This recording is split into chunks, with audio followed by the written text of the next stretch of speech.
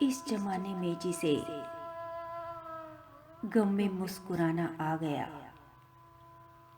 समझिए इस जहां में जीने का सलीका आ गया। बंद आंखों से अपने आप से पूछना, मैं ये क्यों कर रही हूं? अगर इसका संतोषजनक उत्तर मिले तभी आगे बढ़ना। देखना इस माइंड को, क्या ये मन तुम्हारा कहना मान रहा है? तुम्हारी बात को ये समझ रहा है या नहीं? वास्तव में ये मन तुम्हें समझने के लिए तनिक मात्र भी तैयार नहीं, क्योंकि तुम अभी हो ही नहीं।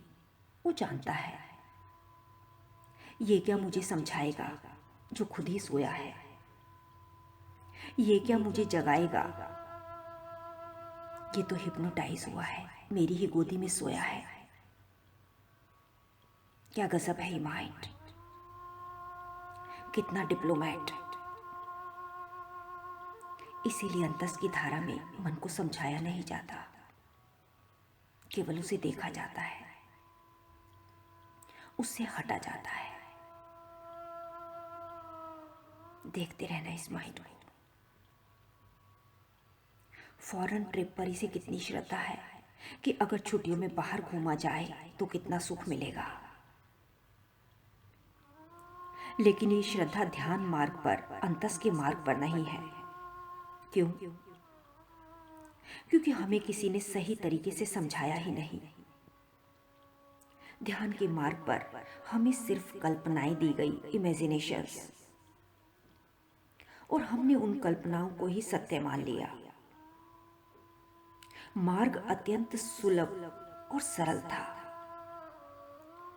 लेकिन अब तुम कहोगे जब मार्ग इतना आसान था, इजी अवेलेबल था, तो हमें क्यों नहीं मिलता? इसका भी कारण है, क्योंकि तुम खुद एक कॉम्प्लेक्स हो। तुम दिखाते कुछ हो, बोलते कुछ हो और सोचते कुछ हो, महसूस कुछ करते हो। तुम्हारी सोच सारी अलग अलग दिशाओं में बह रही है।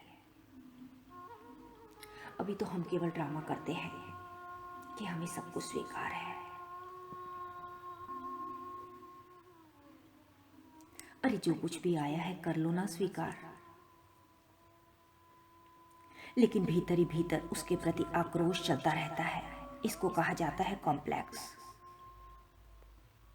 सीधे से मार्ग के लिए सीधा सा रास्ता था, लेकिन अब तुम टेढ़े मेढ़े हो गए हो। तुम्हें सीधा करने के लिए अंतस की धारा, simple return journey, coming back to yourself. लेकिन इसकी जगह हमने भागम भाग करके, शोर मचा मचा के, ड्रामे कर करके इसे एक रिलीजियस एंटरटेनमेंट बना लिया है। लेकिन ध्यान रखना, आज के काल में ये सब जरूरी हो गया है। तुम चाहो तो खुद को बचा के निकल सकते हो। तुम चाहो तो तुम्हें कैसी यात्रा करनी है ये निर्णय ले सकते हो, लेकिन बाहर को तुम नहीं रोक सकते। तुम्हें बल्कि बाहर से इनमें सम्मिलित होना पड़ेगा। बस तुम अंतस की यात्रा पर फोकस करते रहना। इस राह पर चलते चलते तुम्हें भीतर एक अपूर्व शांति आने लगेगी। आपको अनुभव होगा कि कई बार जिन बातों पर हम बहुत एक्साइटेड हो जाते थे, अब उन प्रसंगों में भीतर एक स्वीकार्य भाव आता जा रहा है। स्वीकार्य भाव लाना नहीं है, ये तो अंतस की यात्रा का परिणाम है।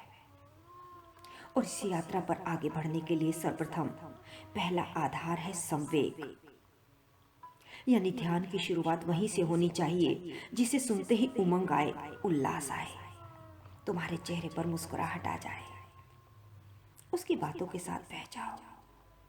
संवेग, सम जमा वेग, सम यानी राइट, वेग यानी speed, direction, combination of right speed plus direction is equal to संवेग।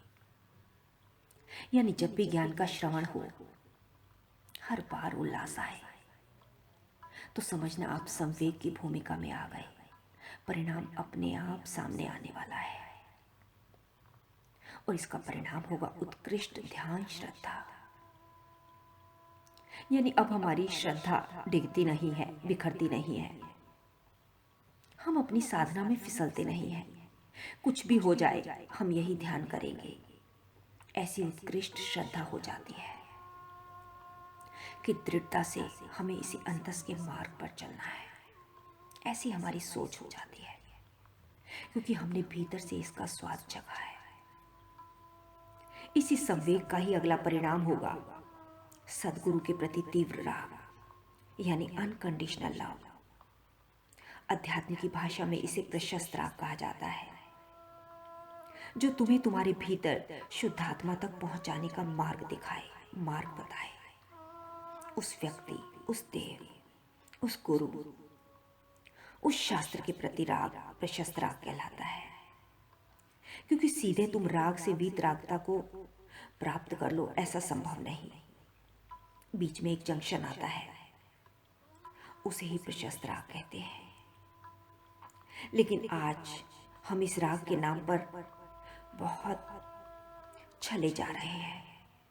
हम उस व्यक्ति के पीछे भागते हैं देखे बिना कि इससे मेरे भीतर कोई परिणति हो रही है या नहीं, सोचे समझे बिना भागम भाग। ये प्रशस्त राग नहीं है। प्रशस्त राग वही है यदि उसके पीछे भागने से तुम्हारे भीतर कोई फेरफार हो रहा है, कोई ट्रांसफॉर्मेशन घटित हो रहा है, यानी क्रोध, मान, माया, लोभ हल्के पड़ते जा रहे हैं, समझना वह प्रशस्त राग है।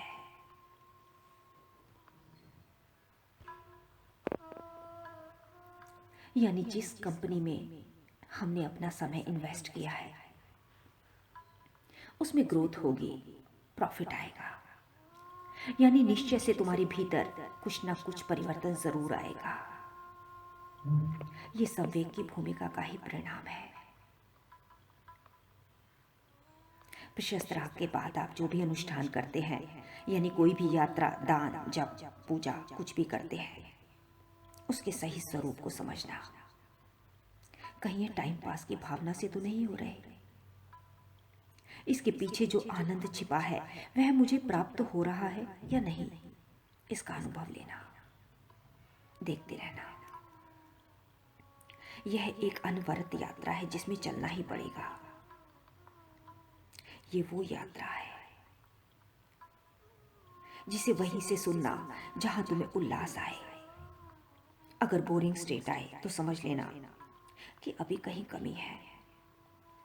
ऐसा ना समझ लेना कि वो व्यक्ति बुरा है, बल्कि हमारी फ्रीक्वेंसी उससे मैच नहीं हुई है। दूसरा प्रशस्त राग यानी सांसारिक संबंधों से ज्यादा राग तुम्हें अपने सद्गुरु के प्रति रहे। लगातार उसी के विचार, उसी की वाणी, उसी का ध्यान। ध्यान रखना कि तुम्हारे घर का ताला खोलने में कोई बाधा नहीं है, बाधा तुम स्वयं हो।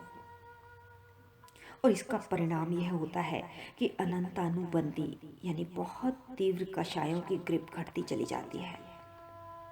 बहुत गुस्सा, मान, कषाय, अहंकार अपने आप हटते हैं। तुम्हें गुस्सा आएगा लेकिन जल्दी ही तुम वापस आ जाओगे। अपने अनुभव से बताओ कि क्रोध करने में मजा है या फॉरगिव करने में मजा आता है। ये ग्रिप अपने आप कम होती चली जाती है। जैसे ही संवेग की प्रक्रिया में प्रवेश करोगे तो ध्यान में श्रद्धा बढ़ेगी कि यही सुख का मार्ग है, तुम्हारे अपने अनुभव में आएगा। और श्रद्धा बढ़ेगी तो इसका परिणाम होगा कि अब नया बंध नहीं बंधेगा। साधक का जो भी कर्म बंद होता है शीघ्र ही उदय में आ जाता है। इसी जन्म में ही सब निबट जाएगा, ज्यादा लंबा बंध नहीं बंधेगा। समझ लेना, जहां भी तीव्र संवेग हुआ है वहीं मिथ्यात्व कम हुआ है, और जहां मिथ्यात्व कम हुआ है समझ लेना तुम्हारी सच्ची आराधना शुरू हो गई। भीतर की यात्रा, अंतस की यात्रा। अपूर्व आनंद की स्थिति। इसीलिए ध्यान की शुरुआत वहीं से होनी चाहिए, जिसे सुनने में उमंग उल्लास आए, तुम्हारा चेहरा खिल जाए।